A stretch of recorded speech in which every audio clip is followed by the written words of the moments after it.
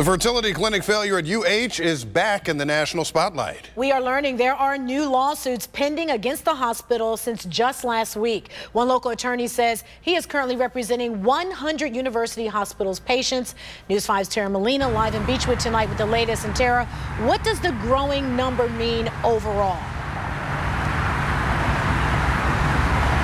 Well, Danita, because Tom Merriman, the attorney who says he's now representing more than 100 UH patients, will not consolidate those cases, that means that UH won't be looking at a couple dozen lawsuits.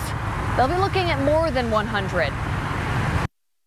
Plaintiffs viewed their eggs and embryos as their future children. Pfeiffer, Rosca, and Wolf, just one of a handful of firms involved now, has a class action lawsuit filed.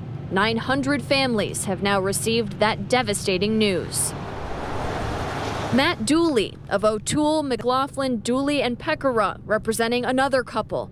University hospitals now facing a mounting stack of class actions and individual lawsuits from heartbroken families, many who lost their last chance at a biological child.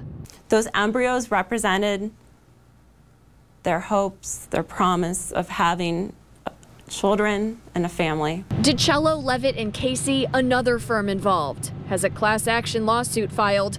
Their original filing on behalf of Amber and Elliot Ash, who had 2 embryos stored with UH. You put so much faith into the physicians and the medical team, and like I said, just to have this taken away and to be just your hopes and dreams destroyed. The couple found out very early on that their embryos are no longer viable. Ask yourselves, what would it be like if I had my family treasure lost by a hospital that just didn't care enough to check on it? Lance Groner, Greco Merriman, another firm with pending cases. Tom Merriman confirming to News 5 Monday he's now representing more than 100 UH patients, but not in a class suit. They will file all 100 cases individually. They will not combine cases to create a class action. This is not a case that should be resolved through some antiseptic class action settlement.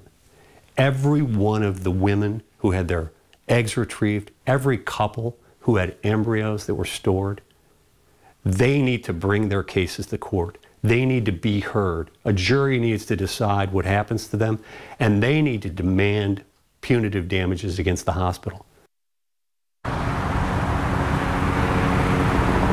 Now, it still hasn't been decided whether or not one judge will preside over all these cases involved related to UH. Right now, there's more than 117 individual and class action lawsuits filed, but Judge Stuart Friedman is expected to make that decision soon.